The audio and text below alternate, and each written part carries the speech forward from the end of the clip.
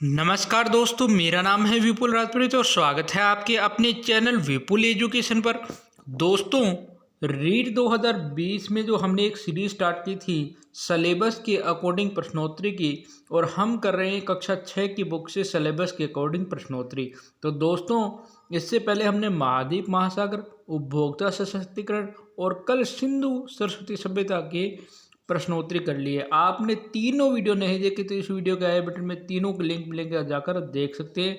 आज हम बात करेंगे वैदिक सभ्यता और संस्कृति की, और उससे पहले मैं चर्चा कर लेता हूं कि जो कल मैंने सिंधु घाटी सभ्यता में 3 क्वेश्चन पूछे थे, उनका सर्वप्रथम आंसर जो है अभय वीर भान भाई ने दिया था, जिन्होंने पिछले वीडियो में भी सही आंसर दिया था। और अभय वीर भान भाई, आपको बहुत बहुत धन्यवाद कि आपने तीनों प्रश्नों के उत्तर दिए। आपके तीनों प्रश्नों के जो उत्तर है वो मैंने देखे हैं। जो काल मोहनजोदड़ो का उत्खनन है वो राखलदास बनर्जी ने किया था, आपका राइट आंसर था। और कालीबंगा वाला जो ये आपने उत्तर दिया था उसका भी सही है, लेकिन आपने कहा था कि पचमाता नागौर में है दोस्त भाई, लेकिन पचमाता जो है कक्षा 6 की बुक में आप जब देखोगे तो वो दिया हुआ है उदयपुर में। ठीक है, आप उसको कक्षा 6 की बुक से एक बार ज़रूर देखना और फिर हमें कमेंट करके बताना, ठीक है।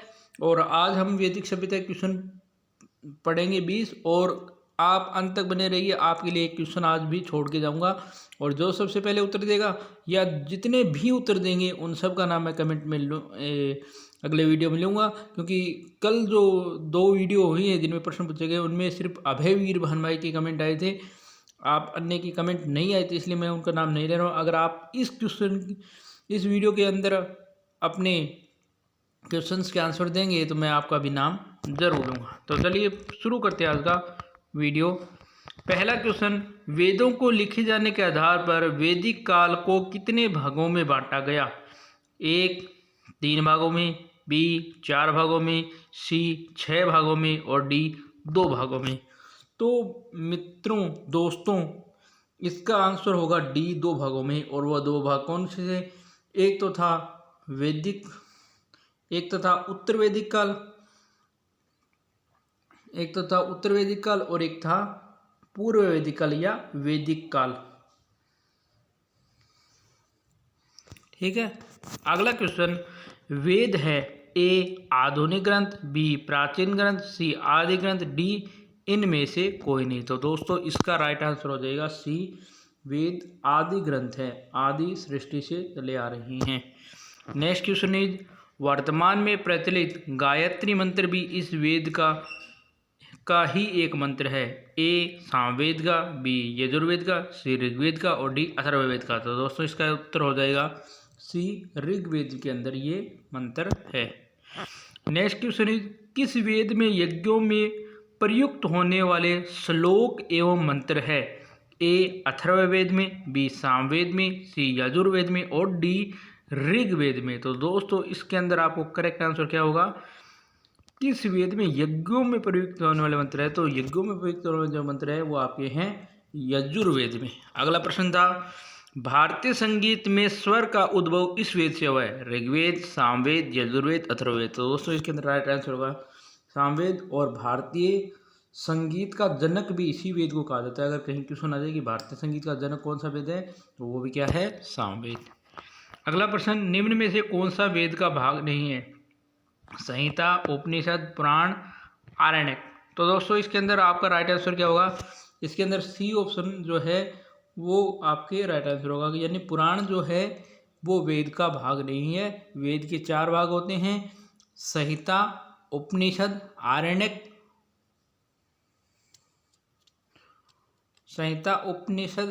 आरण्यक, और आपके ब्राह्मण ग्रंथ जो होते हैं ना, ब्राह्मण, वो इसका भाग होते हैं, ब्राह्मण। अगला क्वेश्चन है, वैदिक काल में किस तरह के परिवार होते थे? ए एकल परिवार, बी संयुक्त परिवार, सी दोनों, डी इनमें से कोई नहीं। तो दोस्तों, इसके अंदर करेक्ट आंसर हो जाएगा संयुक्त परिवार होते थे, और पिता जो है परिवार का मुखिया होता था, यानी पितृसत्तात्मक था। अगला क्वेश्चन, वैदिक काल में शिक्षा का माध्यम था? ए हिंदी, बी संस्कृत, सी तेलुगु, डी कन्नड़। तो दोस्तों, इसके अंदर आपके जो करेक्ट आंसर होगा वो होगा बी संस्कृत। अगला क्वेश्चन, वैदिक काल में स्त्रियों की स्थिति थी? ए निम्न, बी उच्च, सी सामान्य, डी इनमें से कोई नहीं। तो दोस्तों इसके अंदर आपके उत्तर हो जाएगा बी उच्च थी। उन्हें शिक्षा के अंदर शिक्षा की छूट थी और संपत्ति में भी उनका अधिकार होता था। और घोषा अपाला, लोपा मुद्रा, श्रद्धा, ऐसी कई जो है विद्वान स्त्रियों के नाम वैदिक काल में आपको मिलते हैं। अगला क्वेश्चन है, यह आश्रम जीवन का पहला भाग होता था? ए वानप्रस्थ, बी गृहस्थ, सी ब्रह्मचारी, डी संन्यास। तो दोस्तों इसके अंदर उत्तर हो जाएगा आपका क्या होगा? सी ब्रह्मचारी। यानी उस समय जो है जीवन को 100 वर्ष का मानकर 4 आश्रमों में बांटा गया था। 25 से 0 से 25 ब्रह्मचार्य, 25 से 50 गृहस्थ, 50 से 75 वानप्रस्थ और 75 से मृत्यु तक संन्यास आश्रम, ऐसे प्रावधान था।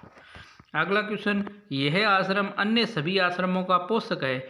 ये संन्यास आश्रम, बी ब्रह्मचार्य आश्रम, सी गृहस्थ आश्रम और डी वानप्रस्थ। तो दोस्तों इसके अंदर उत्तर हो जाएगा आपके गृहस्थ आश्रम, क्योंकि इसी से ये तीनों आश्रम पलते हैं। अगला क्वेश्चन, प्रारंभ में वर्ण व्यवस्था थी? ए कुल आधारित, बी जन्म आधारित, सी कर्म आधारित, डी इनमें से कोई नहीं। तो दोस्तों प्रारंभ में जो वर्ण व्यवस्था थी वो कर्म और श्रम के आधार पर थी, न कि जन्म के आधार पर। अगला क्वेश्चन, आर्यों की राजनीतिक जीवन का मूल आधार था? जन, विष, ग्राम, कुटुंब। तो दोस्तों इसके अंदर आपका क्या आंसर हो जाएगा? डी कुटुंब। कुटुंब से अब देखो मैं आपको एक बहुत ही बता रहा हूँ छोटा सा तरीका। कुटुंब जो है इनसे मिलकर ग्राम बनते थे और जिनका मुखिया था ग्रामीणी। ग्रामों से मिलकर विष बनती थी जिनका मुखिया था विषपति। विष से मिलकर जन बनते थे जिसका मुखिया था राजन। ठीक है, तो ये जो है एक सीढ़ी नुमा जो है जो चलती रहती थी, कुटुंब, कुटुंब से ग्राम, ग्रामीण से विष, इस प्रकार की उनकी राजनीतिक इकाइयाँ थी। अगला क्वेश्चन, राजा को परामर्श देने वाली संस्था थी? सभा, समिति, दोनों, इनमें से कोई नहीं। तो दोस्तों इसके अंदर राइट आंसर हो जाएगा दोनों। और ये दोनों जो है ये राजा के अधिकारों को भी सीमित में रखती थी। अगला क्वेश्चन, उर्वरा भूमि होती है? बंजर भूमि, राज्य की भूमि, पशुचारण भूमि, फसल पैदा करने वाली भूमि। तो दोस्तों इसके अंदर उत्तर होगा डी, फसल पैदा करने वाली भूमि, ये डी है। और पशुचारण जो भूमि होती थी और वही बंजर भूमि जो होती उसे खिल्ले कहा जाता था। और ये जो है खिल्ले भूमि होती थी जहाँ पर गाँव के पशु चरते थे। अगला क्वेश्चन, किसका आर्यों के जीवन में विशेष महत्व था? ए बकरी का, बी भैंस का, सी गाय का, डी भेड़ का। तो दोस्तों इसके अंदर हो जाएगा सी गाय का। अगला क्वेश्चन, आर्यों की व्यापारिक वर्ग को कहा जाता था? ए वणिक, बी महाजन, सी पणी, डी साहूकार। तो दोस्तों इसके अंदर राइट आंसर क्या होगा? सी पणी। अगला प्रश्न, निषक क्या है? ए वैदिक कालीन उपकरण, बी वैदिक कालीन मुद्रा, सी वैदिक कालीन ग्रंथ और डी इनमें से कोई नहीं। तो दोस्तों इसके अंदर बी सही हो जाएगा, वैदिक कालीन मुद्रा और आपके स्वर्ण का सिक्का होता था, ये स्वर्ण सिक्का होता था। अगला प्रश्न, व्यास नदी का प्राचीन नाम था? ए वितस्ता, बी आसिकिनी, सी विपाशा, डी कुंभा। तो दोस्तों इसके अंदर राइट आंसर क्या होगा? सी विपाशा। अगला क्वेश्चन, शतुद्री नदी का आधुनिक नाम है? रावी, झेलम, चिनाब, सतलज। तो दोस्तों इसके अंदर आपके राइट आंसर होगा डी सतलज। और मैं आपके लिए एक आज वैदिक सभ्यता के अंदर क्वेश्चन छोड़ के जा रहा हूँ। इस क्वेश्चन का आंसर आप हमें कमेंट में देंगे और आपको कल का जो वीडियो है वो अपना रहेगा महाजनपदकालीन और मगध साम्राज्य के ऊपर। जो अगला इससे अगला ही पार्ट लगता है उसके अंदर महाजनपद जो है हमारे सिलेबस में लगते हैं, उनके अकॉर्डिंग हम कल क्वेश्चन करेंगे। तो आपके लिए एक क्वेश्चन छोड़ के जा रहा हूँ। आपके लिए क्वेश्चन है, मैं एक मंत्र निर्माता हूँ, मेरे पिता वैद्य हैं और मेरी माता एक गृहिणी है या आटा पीसने वाली है। यह कथन किस वेद में मिलता है? मैं एक मंत्र निर्माता हूँ, मेरे पिता एक वैद्य हैं और मेरी माता गृहिणी या आटा पीसने वाली है। यह कथन किस वेद में मिलता है? आपको कमेंट सेक्शन में इसका आंसर देना है। ठीक है दोस्तों, तो यह था दोस्तों आज का वीडियो। आपको ये वीडियो कैसा लगा? अगर वीडियो पसंद है तो वीडियो को लाइक करें, शेयर करें दोस्तों के साथ, कमेंट में ज़रूर बताना। और धन्यवाद दोस्तों। जय हिंद, जय भारत। आप सब घर रहें, स्वस्थ रहें।